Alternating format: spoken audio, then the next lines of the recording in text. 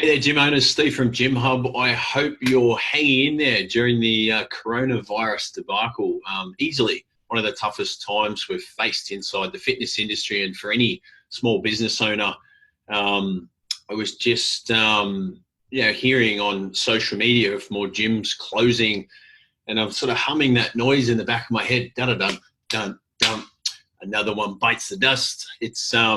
And I don't mean that to be sort of frivolous. It's the actual harsh truth and realities of what's happening right now. So some of those businesses that were struggling when there was no coronavirus, so the business owners that didn't really understand marketing, they weren't delivering a great product and were kind of struggling before the shit hit the fan, those guys have literally stopped. So they've closed the doors with no intention of coming back. The ones that are a fraction stronger, from the response that I've seen, have decided to close the doors and just kind of cross the fingers and hope that the lockout isn't going to be for too long, and hope that the government will actually pay for their living expenses and pay for, anything that they kind of need, and hope that, there's still a business there when they get back into it. For the rest of us and the majority of the fitness industry, it's play on. We're actually working frantically right now to add value to our members, to keep a relationship nice and strong, and to play on, given the cards that we've been dealt.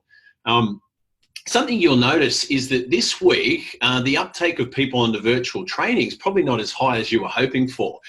And my encouragement for you is just to hang in there. What I've noticed is most people, when they were told that they can't go to their office for work and their kids can't go to school, have literally been in shell shock. And there's such a negative attitude around, and they're sort of limiting their ability to sort of go about their day-to-day life. So what they've done, Dan Murphy's, the alcohol supplier in Australia, said their revenue's gone up by 50%.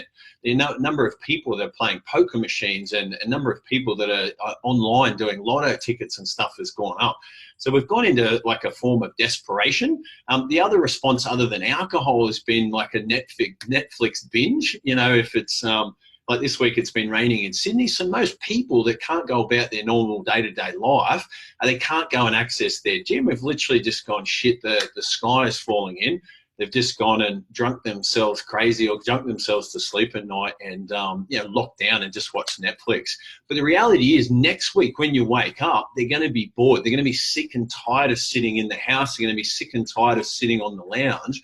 And that's where the virtual training you've been building out will be, really, really useful for them. So number one is wait out the boredom. The boredom's coming. They will be wanting a virtual training. So even if you've had a slow uptake at the moment, people are actually waiting to see where the dust settles and go, okay, so what, they're not actually going to let us back in the gyms? Like, no shit, it's not coming, but they haven't worked that out yet. So wait till they're, a week or so, you'll find a lot of more people start getting bored sitting on the lounge, and they'll be more interested in your product. Number two is don't expect people that have never used virtual training all of a sudden become advocates for it.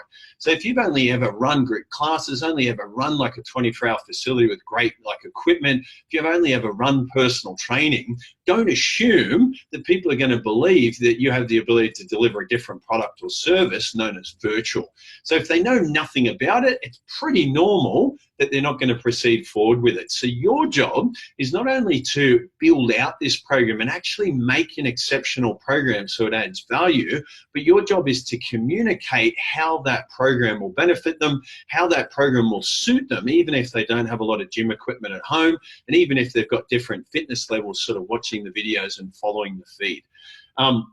I would suggest jumping on the phone and actually chatting to your members and figure out, based on their goal, whether it's weight loss or strength or fitness, help them to understand how the virtual training program is actually going to make a difference in their life, and how it is only the number one, or how it will be, the only way for maintaining their strength, their muscle tone, and their fitness and their body composition going forward.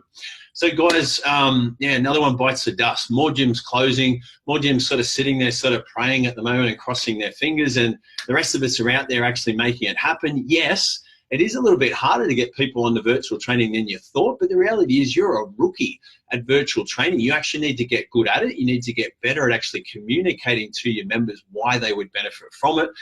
As the dust settles, as people start getting bored on the lounge and showing an interest in it, if you're ready and you've been maintaining that communication with them, you'll see a real spike in the number of people taking part in your direct debits. You'll have a nice little cash flow going regardless of how long the Corona lockouts last. I'm Steve from Gym Hub. I hope you found that useful. Thanks, guys. Bye.